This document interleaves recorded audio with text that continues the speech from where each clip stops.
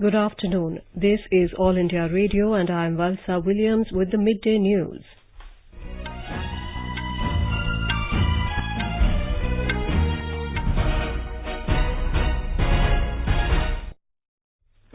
The headlines. COP14 to conclude today. Global leaders call for urgent action on climate adaptation. Centre removes 312 Sikh foreign nationals from adverse list, enabling them to visit India and reconnect to their roots.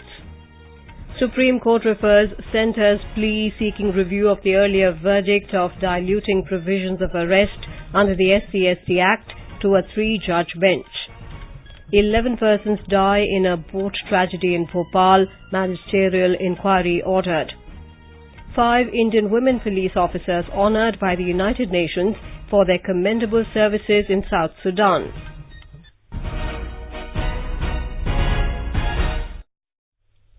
Today is the closing of the 14th Conference of Parties under the United Nations Convention to Combat Desertification. The core agenda of the conference is to reverse land degradation and its outcomes while accelerating positive achievements for people and ecosystems. The 12-day conference has seen quality dialogues and stronger partnership to address land degradation and mitigate climate change. Environment, Forest and Climate Change Minister Prakash Javadekar will announce the outcomes of the conference later this afternoon. The Delhi Declaration will also be adopted by the parties later today. Our correspondent reports that restoring landscapes and addressing land degradation contribute to climate change mitigation to help keep global warming in check. The government has reviewed the adverse list containing 314 foreign nationals belonging to Sikh community and brought it down to just 2. Sources say this review is a continuous and dynamic process and is a part of a regular exercise. Such a review will afford an opportunity to such Sikh foreign nationals to visit India, meet their family members and reconnect to their roots.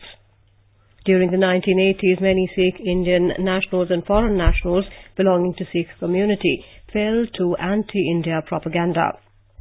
Some Sikh Indian nationals fled India to escape Indian authorities, became foreign nationals and took asylum outside India. They were placed in the adverse list till 2016, making them ineligible to avail visa services to visit India. This was one major issue coming in the way of grant of visa services to asylees and their family members. Now this practice has also been discontinued. Consequently, all Indian missions abroad have been advised to grant appropriate visa to all categories of asylees and derivative asylees, that is, family members, whose names do not figure in the central adverse list. Also, all categories of asylees who became eligible for issuance of long-term Indian visa will also be eligible to apply for registration as Overseas Citizen of India (OCI) card holder after they have applied for and held normal visas for a period of 2 years. A special CBI court will deliver its verdict today on a plea of senior Congress leader P. Chidambaram seeking to surrender in the Enforcement Directorate's money laundering case. Mr. Chidambaram is currently lodged in Tihar jail in the INX media corruption case by the CBI. He is also being probed by the ED in the matter relating to the same company. Yesterday, Special Judge Ajay Kumar Kuhar was informed by the Enforcement Directorate that Chidambaram's arrest in the INX media money laundering case is necessary, but it will be done at an appropriate time. Solicitor General Tushar Mehta told the court that Chidambaram is already in judicial custody in the CBI's corruption case and not in a position to tamper with the evidence. The court had reserved the order for today. The Supreme Court today referred the Centre's plea seeking review of the earlier verdict, which had virtually diluted provisions of arrest under the SC/ST Act, to its 3-judge bench. A bench of Justices Arun Mishra and U. Lalit ordered to place the matter before 3-judge bench next week.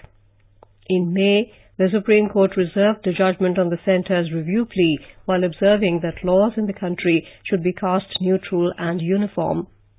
The Centre had contended that the March 2018 verdict was problematic and it should be reviewed by the court. The verdict had led to a massive outcry and protests by different SC/ST organizations across the country. Delhi Chief Minister Arvind Kejriwal today announced that odd-even road rationing scheme will be implemented in Delhi from November the 4th to the 15th. Mr. Kejriwal said the move was aimed at combating high levels of air pollution in winters when crop stubble burning takes place in neighbouring states. Under the scheme, odd and even-numbered vehicles ply on alternate days. Delhi has earlier also experimented with the odd-even plan. The Chief Minister also announced his 7-point action plan to tackle pollution due to crop stubble burning, which includes distribution of masks, mechanized sweeping of roads, tree plantation, and special plans for 12 pollution hotspots in the city. Meanwhile, Transport Minister Nitin Gadkari says there is no need for the odd-even scheme to fight air pollution in Delhi. Mr. Gadkari told a news agency that the centre has taken several measures to track the rising level of air pollution, which will be visible in the coming days. India's stand on Kashmir and automatic sharing of bank account details in Switzerland are some of the issues that are likely to come up during the high-level meetings today when President Ramnath Kovind will meet the President and the Federal Council members of Switzerland. The Secretary West in the External Affairs Ministry, Gitesh Sarma, informed this to our correspondent covering the President's visit in Switzerland. He added that Switzerland is in favour of clean financial dealings and extending all cooperation to India, saying that wide-ranging discussion will be held in the areas of finance, biotechnology, science, tourism and railways. President Ramnath Kovind is visiting Switzerland as part of his three-nation tour to Iceland, Switzerland and Slovenia. The Union Minister of State for Tourism and Culture Prahlad Singh Patel applauded the state of Goa for utilizing central funds under the first phase of Swadesh Darshan scheme. The minister assured that further financial help will be provided to Goa. He was speaking at the inauguration and foundation stone-laying ceremony of Swadesh Darshan schemes in Panaji today. Also, a Goa tourism mobile application was launched on the occasion. Coastal areas will be developed under Swadesh Darshan scheme. On the occasion, the Union Minister also highlighted the achievements of the NDA government in the last 100 days. Chief Minister Pramod Sawant said the government is planning to bring in amendment in law to promote medical tourism in the state. He appealed to all stakeholders in tourism business to contribute for flourishing tourism in the state. Prime Minister Narendra Modi will share his thoughts with the people in the country and abroad in his Mann Ki Baat program on All India Radio on the 29th of this month at 11 a.m. It will be the 57th episode of Mann Ki Baat. In a tweet, the Prime Minister urged the people of India to share insightful ideas for this month's Mann Ki Baat in MyGov Open Forum or on Namo app. People can also dial the toll-free number 1-800-117800 to record message in either Hindi or English. The phone lines shall remain open till the 26th of September. People can also give a missed call on 1922 and follow the link received in SMS to directly give their suggestions. This is All India Radio giving you the news.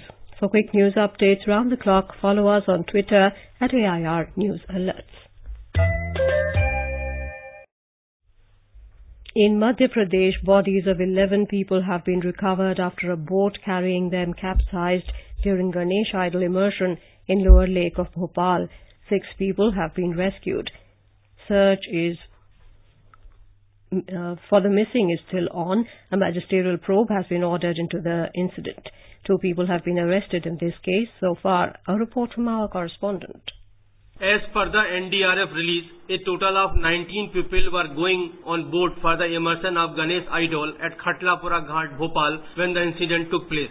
Teams of the State Disaster Response Force, NDRF, the Bhopal Municipal Corporation, local police and citizens swung into action and rescued 6 persons. An ex gratia of Rs 11 lakh was announced by the state government for the kin of the deceased. Most of the deceased are young and their age was between 15 to 30 years. All of them were residents of Piplani area, Bhopal. Sanjeev Sharma, AIR News, Bhopal. In Maharashtra also, at least 18 persons drowned in separate incidents during immersion of Ganesh idols across the state. Immersions, which began on Anant Chaturdashi yesterday, continued this morning in several parts of Mumbai, Pune and Sangli. The General Officer Commanding-in-Chief Northern Command, Lieutenant General Ranbir Singh, visited the Kashmir Valley today and reviewed the prevailing security situation in the region. The Army Commander, accompanied by the Chinar Corps Commander, Lieutenant General K.J.S. Dhillon, visited formations and units in North Kashmir, deployed along the line of control and hinterland. He was briefed about the recent counter-infiltration and counter-terrorist operations and also about the overall security situation by respective commanders on ground. The Army Commander complimented the commanders and troops for their round-the-clock vigil on the line of control and the humanitarian assistance being provided to the people of Kashmir. Jammu and Kashmir Chief Secretary B.V.R. Subramaniam chaired the state-level sanctioning committee meeting to review the implementation of various centrally sponsored schemes in the state during the last fiscal and subsequently approved the action plan for the current fiscal. More from our correspondent. The schemes include Rashtriya Krishi Vikas Yojana, National Food Security Mission, National Mission on Agricultural Extension and Technology, and Pradhan Mantri Krishi Sinchai Yojana. In the meeting, a plan of 827 crore rupees was approved under these schemes for the state. While reviewing the progress registered during 2018-19 under these schemes and the project proposal for the year 2019-20, Chief Secretary emphasized on integrated development of agriculture and allied sectors to make farming a remunerative economic activity in Jammu and Kashmir. R.K. Rana, AR News, Jammu. Meanwhile, as part of Mission Reach Out in the state, the Indian Army has been conducting various people-friendly campaigns, community empowerment drives, medical aid camps and communal harmony workshops to address the problems being faced by the local populace post-abrogation of Article 370. The Army conducted an interaction drive in Porter Village, Naga of Jammu Division with local people, school students, sarpanches and Maulvis. In Assam, a Swachhata Hi Seva campaign is being organized in the Rongya division of Northeast Frontier Railway, where many Swachhata activities were undertaken. The campaign started with the DRM administering the Swachhata pledge to all the railway officials. All the staff came together to offer Shramdan in the office complex. 5 Indian women police officers were honored by the United Nations for their commendable services in the UN mission in South Sudan. The Indian women police officers received the UN medal at a medal parade in the United Nations mission in Juba in South Sudan on Tuesday. The women officers were honored by the United Nations for upholding the UN mandate of protection of civilians in conflict-ridden South Sudan. The women officers are engaged in community policing, administrative, operational duties and capacity building of local authorities.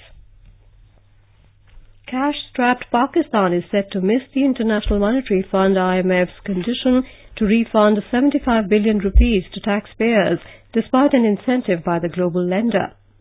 Under the IMF's $6 billion loan deal, Pakistan is required to reduce the primary budget deficit, calculated by excluding interest payments, to 276 billion rupees in the current fiscal, the Express Tribune reported. The IMF had offered to soften the tough primary budget deficit reduction target if the country performs better in tax refunds. Meanwhile, in a major embarrassment for Pakistan, Prime Minister Imran Khan, his Interior Minister Ejaz Ahmad Shah has admitted that Islamabad has failed to get the backing of the international community on Kashmir. In an interview to a TV channel, he said the international community believes India rather than Pakistan. Shah said Pakistan's ruling elite have destroyed the nation. Interior Minister also said that Imran Khan government will bring all banned outfits into the mainstream. And now, before we end the bulletin, the headlines once again. COP14 to conclude today. Global leaders call for urgent action on climate adaptation. Centre removes 312 Sikh foreign nationals from adverse list, enabling them to visit India and reconnect to their roots. Supreme Court refers Centre's plea seeking review of the earlier verdict of diluting provisions of arrest under the SC/ST Act to a 3-judge bench.